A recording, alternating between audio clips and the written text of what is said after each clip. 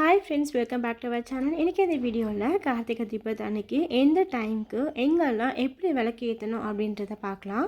அகல் விளக்கு பார்த்தீங்கன்னா நம்ம ஒரு கார்த்திகை தீபத்துக்கும் புதுசாக விளக்கு வாங்கணும் அப்படின்ட்டு சொல்லுவாங்க. குறைஞ்சது ஒரு 3, 5 இல்லை 7 ஒற்றை எண்ணிக்கையில் நம்ம வாங்கிக்கலாம். நம்ம ஆல்ரெடி யூஸ் பண்ண பழைய அகலையும் விளக்கேற்றுறதுக்கு யூஸ் பண்ணிக்கலாம். குறைஞ்சது 27 விளக்காவது ஏற்றணும். அதிகபட்சமாக நம்ம எவ்வளோ வேணாலும் ஏற்றிக்கலாம். விளக்கு ஏற்றுற டைமிங் பார்த்தீங்கன்னா திருவண்ணாமலையில் மாலை 6 மணிக்கு தீபம் ஏற்றுவாங்க.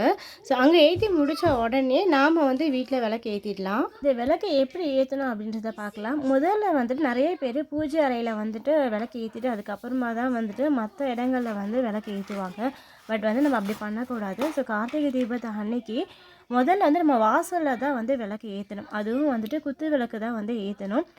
அதை அப்படியே தலையில் வச்சு ஏற்றாமல் அந்த குத்து விளக்கை மணை அப்படின்லாம் தாம்பூல தட்டு வச்சுட்டு அதுக்கு மேலே அந்த குத்து விளக்கை வச்சு ஏற்றலாம். அதை சுற்றி நம்ம அகல் விளக்கு எவ்வளோ வேணுமோ நம்ம ஏற்றிக்கலாம். இந்த மாதிரி வெளியிலேருந்து ஏற்றிட்டு வர்றதுனால நம்ம சாமியை வெளியிலேருந்து உள்ளே அழைச்சிட்டு போகிறதா அர்த்தம். வெளியில் ஏற்றின விளக்குல இருந்து ஒன்று எடுத்துகிட்டு வெளியே நிலைவாசல் மற்ற இடங்களில் ஏற்றிட்டு கிச்சனில் ஏற்றிட்டு ஃபைனலாக தான் நம்ம பூஜை ரூமில் விளக்கு ஏற்றணும்.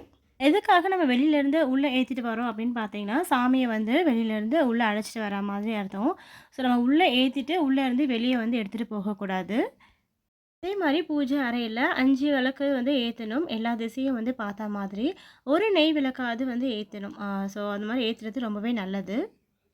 விளக்கு ஏற்றுறதுக்கு நம்ம பஞ்சத்திரியை யூஸ் பண்ணிக்கலாம். எண்ணெய் நல்லெண்ணெயை யூஸ் பண்ணிக்கலாம். இல்லை விளக்கு ஏற்றுறதுக்கு எண்ணெய் இருக்கு இல்லையா, அந்த எண்ணெயும் இப்போ பயன்படுத்திக்கலாம்.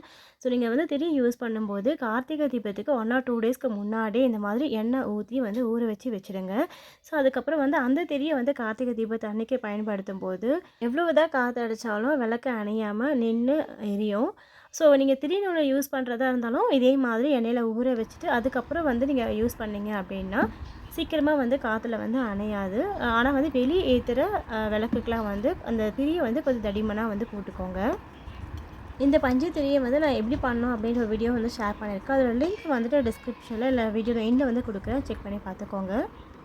பஞ்சு திரியை யூஸ் பண்ணி விளக்கு ஏற்றுனீங்க அப்படின்னா விளக்குல இருந்து எண்ணெய் கசியவும் செய்யாது. அதே மாதிரி நான் சொன்ன டிப்பை நீங்கள் யூஸ் பண்ணி விளக்கு ஏற்றுனீங்கன்னா விளக்கு அணையாமல் நின்று அழகாக எரியும். பஞ்சு திரி செய்ய டைம் இல்லை அப்படின்னா கடைகளையும் கிடைக்கிது, நீங்கள் வாங்கி யூஸ் பண்ணிக்கலாம். நிறைய பேர் விளக்கு ஏற்றினதுக்கப்புறமா பக்கத்துலேயே இருந்து எண்ணெய் ஊற்றிட்டு அந்த திரி நிமித்தி விட்டுட்டு இருப்பாங்க. ஸோ நம்ம அந்த மாதிரி பண்ண வேண்டியதே இல்லை.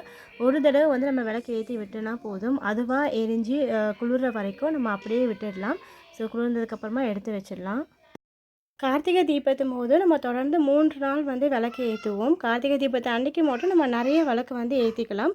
மற்ற 2 நாளும் குறைவான விளக்கு முக்கியமான இடத்துல மட்டும் நம்ம ஏற்றிக்கலாம். இந்த வீடியோ யூஸ்ஃபுல்லாக இருக்குன்னு நினைக்கிறேன். வீடியோ பிடிச்சிருந்தால் லைக் பண்ணுங்கள், ஷேர் பண்ணுங்கள். நம்ம சேனலை சப்ஸ்கிரைப் பண்ணலைன்னா மறக்காமல் சப்ஸ்கிரைப் பண்ணிக்கோங்க. தேங்க்யூ.